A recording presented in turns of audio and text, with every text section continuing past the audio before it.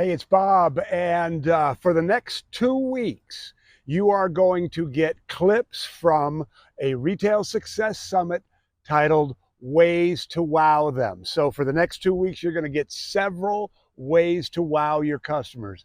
How you give them that kind of experience that makes them take notice, become more loyal, and spend more money. So, but before we get to those clips, I want to invite you to our Summer Summit Kickoff. It's happening on June 12th from 12 to 3.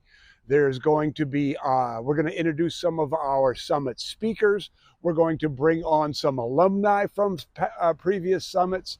There's going to be prizes. There's going to be fun. There's going to be all the cool stuff we do here for you, with you at Whiz Bang Training. So I hope that you'll put that on your calendar. I hope you're going to stay tuned the next 2 weeks because you're going to learn some great ways to wow them.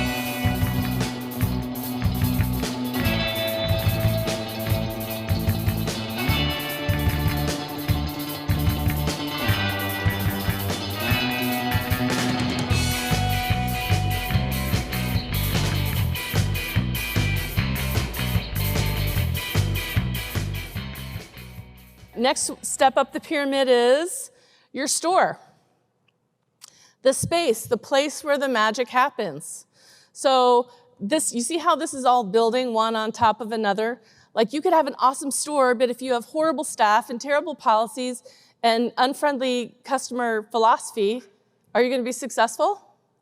No. This is what I was talking about this morning. Yeah. You know, when I go shopping in the stores in Bozeman, you walk in, it was like somebody spent a fortune on branding and display and store layout and all those things, and then nobody comes out, you know. So you've got the store, but none of the rest was in place. Therefore, the experience was on the engagement-o-meter. So,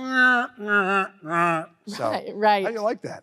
Anyway. Exactly. Okay. Good. So in the store, though, this is really an important part of the customer experience, right?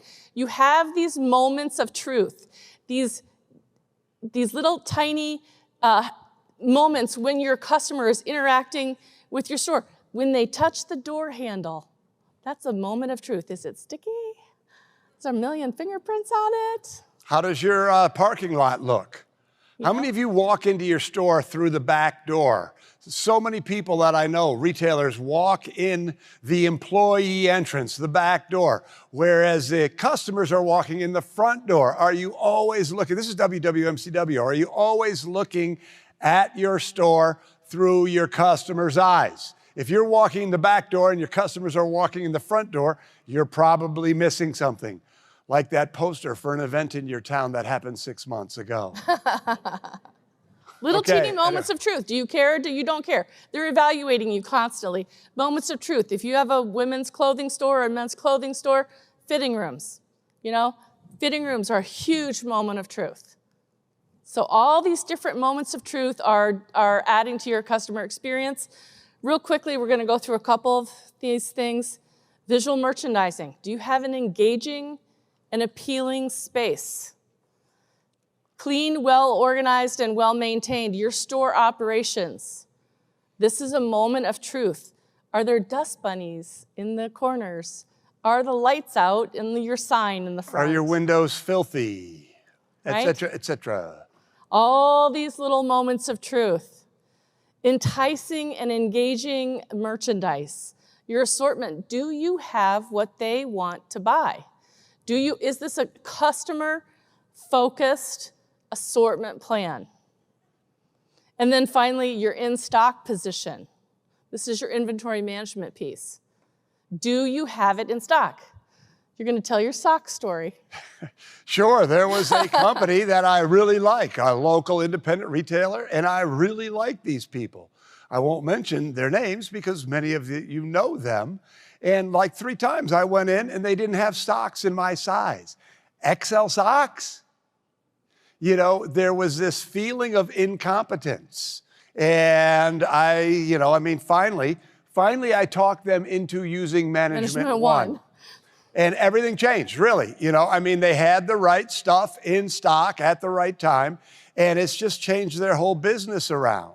You know, if you sell sizes and you're out of key sizes, or when we talk about merchandise, if you're in fashion, what are those must-haves that are in stock? If you don't have them in stock, if you don't have them in sizes, and people come into your store and don't find them, why shouldn't they go somewhere else? If I can't find it in your store after the third time, why shouldn't I go on Amazon? Loyalty isn't given, it's earned. So that's the question. Why shouldn't I? So go ahead. Yeah. So these are all the different moments of truth that your customer's experiencing in your store. Okay? So finally, we get to the wow, which is the cherry on the top, right? This is the stuff below, that's really your customer experience. The wow is what makes it special. But so many people, including your customers, by the way, think that the wow is what customer service is. Nordstrom's took back tires that you've all heard this story. They never carried tires and they took it back. Amazing service. No, that's just the wow. I mean, wow is great. Don't get me wrong. We're going to talk about wow. But you can't have that unless you've got the whole rest of the pyramid underneath it. So many people have this flipped upside down. They're looking at the wow. That's a great way to say it. They start with the wow. And, and I talked about that this morning when we started. You can't get to the place where you have a wow until you're fundamentally strong. We wouldn't have been able to execute the whole yo-yo program if we didn't have the chops, if we weren't retail pros already. Maureen would have never been able to do, her wardrobe rewind if everything wasn't in place. Russ, you have to be fundamentally strong, and then you can do the wows that are the things that people can't and won't do. And it's true for your customers. So let's give them a couple of examples. All right, so we've got a whole bunch of cool examples of ways to wow them now. So wow factor is really stuff that's unexpected, it's unnecessary, or undeserved. So when you're doing those things, like all that other stuff should be expected, should be necessary, definitely wanting the service that your customer deserves, right? All those other foundational pieces. This stuff is the extra. So speaking of Maureen. Yeah, I was just going to say, I was looking at the slides. So Maureen she's not here because her kid's graduating from 8th grade, so. So she worked a deal with a local florist, $35, sending them out at random. So if you're a good customer, and by the way, Maureen does more dollars per square foot than anybody I've ever seen or talked to in my life. The lifetime value of her best customers is really, really good. Massive. But, so she's making a $35 investment in an unexpected something that will solidify that loyalty.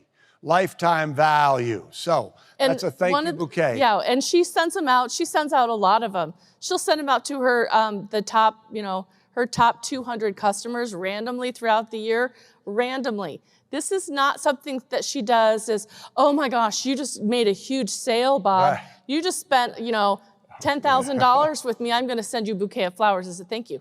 No, random. Just as a thank you, just thinking about you, thanks for being my customer. That's a wow. I love it. She says, everybody posts on social media. So that's cool. That's one idea. Patty Zeller. Patty, where are you, Patty? She's over there. There she is.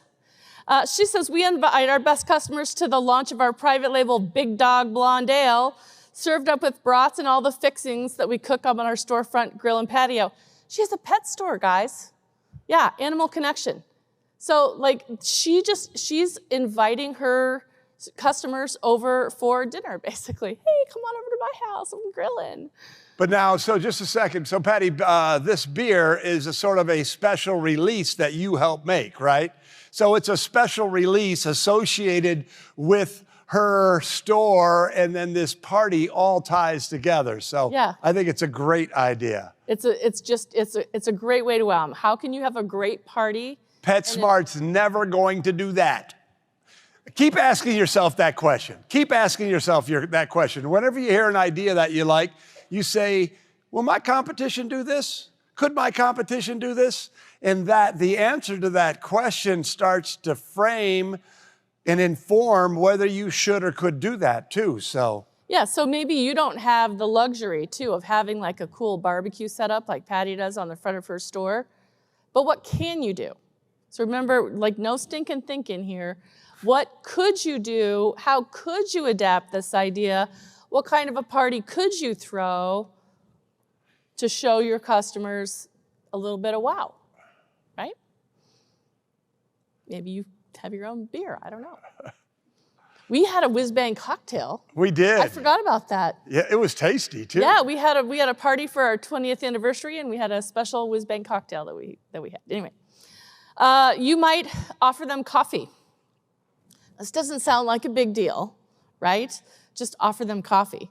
But this guy, Stephen from New Zealand, he said, we make them their choice of espresso. They are blown away. Why? Because 99% of the stores they go into, they don't get offered coffee. It doesn't have to be coffee. It could be a bottle of water with your label on it. It could be a soda. It could be a handful of peanuts. I don't know. What is it in your store? This guy loves coffee. So he makes amazing coffee. But what can you do? How can you make the shopping experience special in a way that nobody else can? So easy. See, it doesn't have to be enormous, right? Just a cup of coffee. Theater tickets. You want to talk about Sure. theater? Peter Moore, a friend of ours from Ontario, he, bought blocks of tickets for the local community theater. He invited his best customers. A lot of them couldn't come, but he found enough of them that could come. And this is sort of that undeserved, out of the ordinary. I have tickets for some of our best customers. Would you like to come? Yes, I'd love to come. Nobody else is going to do that. Again, what are you doing that is different than anybody else? Okay. Yep, cool. Thank you cards. So this is Gazelle Sports here. They have several running stores in Grand Rapids or in the West Michigan area. Every time I have shopped at Gazelle's, we have gotten a card, just with a quick note. So I don't know whether I've been tagged as Bob, the whiz-bang guy, treat him right, or it is possible, right? I mean, they know me. I mean, we've worked with them before, but I don't think so. I think it is just part of what they do. We built the Mackinac Kite Company. I believe that one of the most important things that we did in the early days, and again, it dates me, but this is before the internet, was it was a non-negotiable standard that everybody who worked got the email, got the physical address, and sent 3 postcards to 3 customers. Every single employee, every single shift, 3 postcards. And even though people would come to Mackinac City once every other year, you imagine you come from Ohio to Mackinac City, you come into this cool, fun store, you buy something, you get a postcard when you get back to Ohio or wherever it is. That's the kind of thing that makes an impression. So just these little gestures are really, really wow gestures. And if you don't want to send a written postcard, send a video thank you note. This is Bomb Bomb. The video plays right in the email. Absolutely amazing. This is a great way to wow them. Send champagne and cupcakes. This is an actual thing that happened to me. I was on a girls' weekend with some friends in New York. We got back to our hotel. The store we had been shopping in, they sent us champagne and cupcakes. Like, that's cool. How many of you get girls' weekends shopping in your store? Great bags and wrap. Sometimes, like, I loved shopping. They've since retired, but I used to love shopping there because the bags were so beautiful. It was like a gift in and of itself. You know, just the cool bag and wrap. And Kayla talked about that. How many of you went to Kayla's program on branding? You know, this is a visual representation. If you give a bag that really says something, or you send a box that really says something, these are the little gestures that really make a wow. And when you have lots of little gestures, all of a sudden you get the cumulative effect of these little gestures. Yeah. Having a great bag Pet Bistro isn't necessary. It's one thing, but when you start to add all of the little things, then your customers start to go, wow, why would I go anywhere else when I feel this way when I shop at this place? Exactly. Just fun stuff. Like this was a photo booth in the back of a pizza restaurant that I went to with my friends. And it was so fun. Anybody could do this. Any kind of store could do something like this. It doesn't have to be a photo booth. It could be, you know, if you've got a kid's store, it could be a gumball machine, whatever. What can you do that just adds fun and energy to being in your store? Skirt, Maureen again, like she has bought into this way of thinking. Can you tell? She had a champagne truck. Right? She doesn't offer coffee, she offers champagne. Well, and not all the time. Not all the time. Not all the time. They always have champagne in the fridge, but this was a special event and they had a truck that served champagne. How cool is that? And then you can look for the one-offs. Like these are systematic, what we're talking about are kind of systematic things you can do, but look for the one-offs. This is this guy, Peter Schenkman, he's a customer service guru guy. And he tweeted out, hey Mortons, can you meet me at the Newark airport with a porterhouse? Okay, thanks, like it was a joke. And they showed up at the Newark airport with a porterhouse for him. And, you know, like, wow, like, that's just a one-off. Like, that's not something you can ever repeat. But that's pretty cool. Here's a smaller version of that. This is Matt. And he said, I was just talking with this customer. We were talking about this one author. So I bought him a book, and I inscribed it. And he sent me customers for 5 years. Just a one-off, like a thoughtful gift.